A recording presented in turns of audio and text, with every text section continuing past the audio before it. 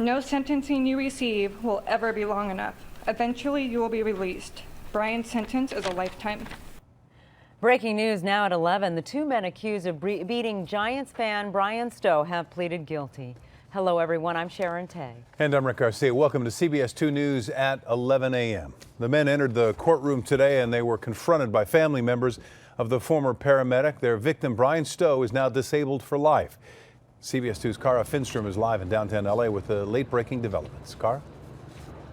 And today, Luis Sanchez, who faced the most serious charge, was sentenced to 8 years in federal prison. He may serve about 5 of those.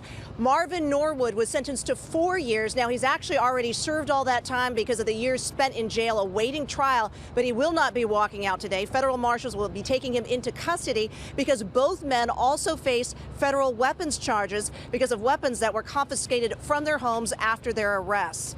Today, the family of the victim, Bryan Stow, was in the courtroom, and they said no amount of jail time could ever be sufficient for these crimes. After speaking with your attorney, is it your desire to plead guilty to the charges? Yes, ma'am. After speaking with your attorney, is it your desire to plead guilty to the charges? Yes. 2 pleas of guilty today to a crime that unsettled Los Angeles. Marvin Norwood admitted to helping Luis Sanchez when he brutally beat Bryan Stow at a Dodger game 3 years ago. The paramedic, who has 2 children, suffered brain trauma and is now permanently disabled. He's being cared for by his parents and his siblings.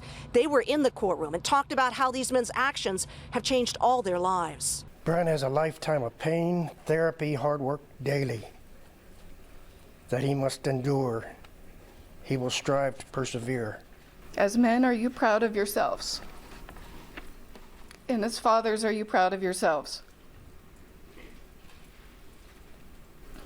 Being here, I'd hope to see one tiny bit of remorse in order to not think you both are that despicable.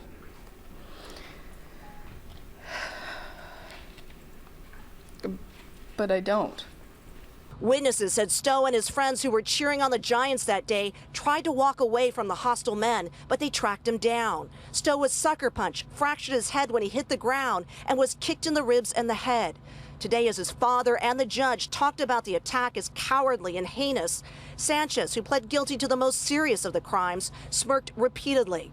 Family members told him they'd hoped to see remorse today, and the judge said he hadn't seen such brazen disregard for others in his more than 15 years on the bench. You are the biggest nightmare for individuals that attend public events, such as sporting events or concerts.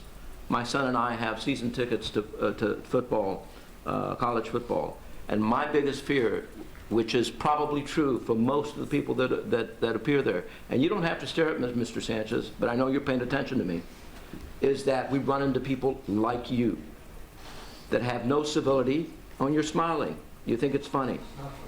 No civility, no respect for individuals. You don't respect the rights of individuals. And both men will also have to pay restitution. Now, it's not clear, we're told, how much they'll be able to contribute to restitution, but the family of Bryan Stow says they have faced massive medical expenses throughout all of this, and a hearing on restitution has been set for August 20th. Reporting live here from downtown, Finnstrom, CBS 2 News.